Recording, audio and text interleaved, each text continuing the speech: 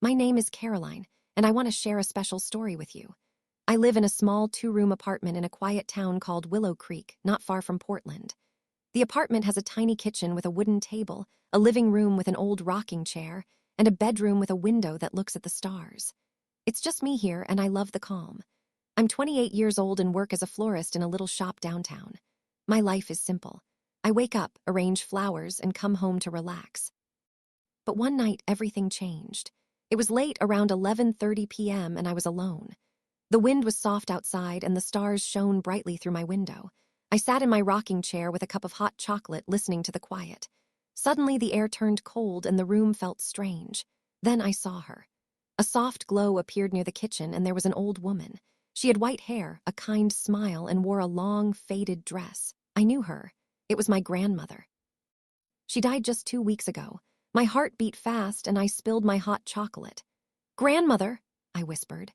She nodded, her eyes warm like when she used to read me bedtime stories. I couldn't believe it. My grandmother had been sick for a long time, and I missed her every day. She lived with us when I was a child, teaching me to plant flowers and sing soft songs.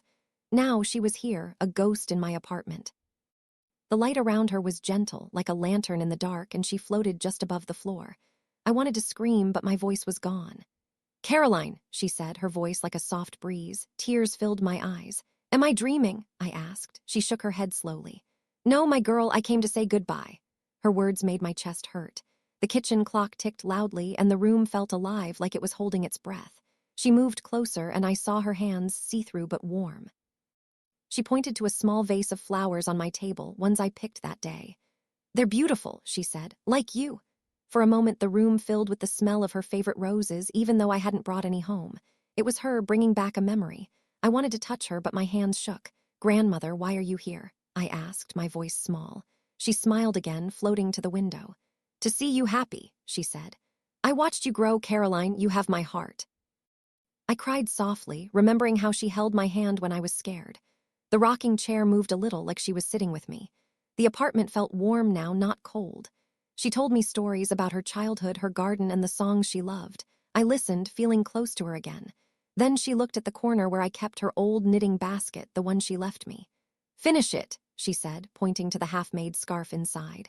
"It's for you." I nodded, promising to try. The clock struck midnight, and the light around her grew brighter. "I must go," she whispered, "but I'll always be near."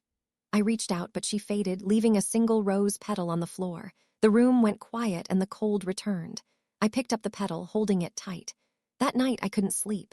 I sat by the window, looking at the stars, wondering if she was watching me.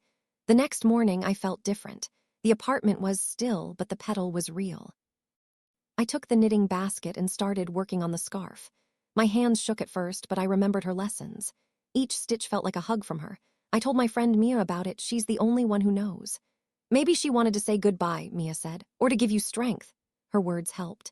Days passed, and I kept knitting. The scarf grew slowly, and with it, I felt stronger.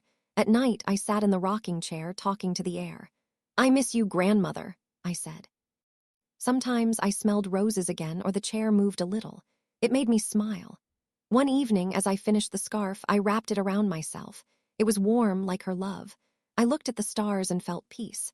The apartment wasn't scary anymore. It felt like home, with her spirit near. Months later, I planted a rose garden outside, just like she did. Each flower reminded me of her kindness. I still talk to her sometimes, and I know she hears me. This story, from English Learning Stories, is for anyone who misses someone. It's a reminder that love never really leaves.